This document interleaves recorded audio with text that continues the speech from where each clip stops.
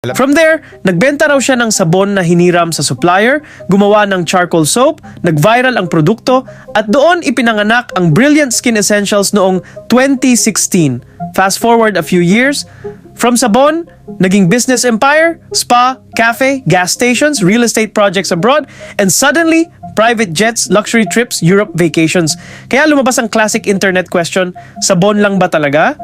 Kasi iniisip nila parang may kaugnayan sa sabon, kaya ano raw bang ginagawa sa sabon, kasama yan sa paglalaba. So labandera si Glenda. Ibig sabihin daw, pag sinabi kasi dito sa amin na labandera ba yan? Hindi yung labandera na literal na naglalaban ng damit, kundi money launderer daw yun. O bahagi ka ng money laundering. Actually po, ilang taon na po yung paratang sa akin. Ah, talaga? Kasi ayaw po nilang maniwala na posible na sa isang skincare, pwede ka talagang kumita ng malaki. Dito na pumasok ang pangalan ni Zaldico na sangkot sa malaking flood control corruption scandal na iniimbestigahan sa Pilipinas.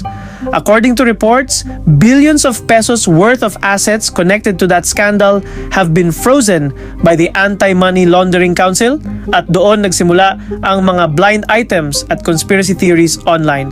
Again, speculation lang, walang ebidensya, but the internet did what the internet does. So, sinasabi nila na kaya ako na nakaka-afford ng gantong lifestyle kasi money launderer lang po ako.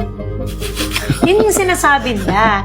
So, for how many years, tahimik lang talaga ako na okay lang kung yan yung pinaniniwalaan nyo. Kasi kahit naman magsalita ako, kahit sabihin kong hindi. Kung ayaw naman talaga nilang maniwala, di ba? People started asking, paano nagiging bilyonaryo ang isang soap maker?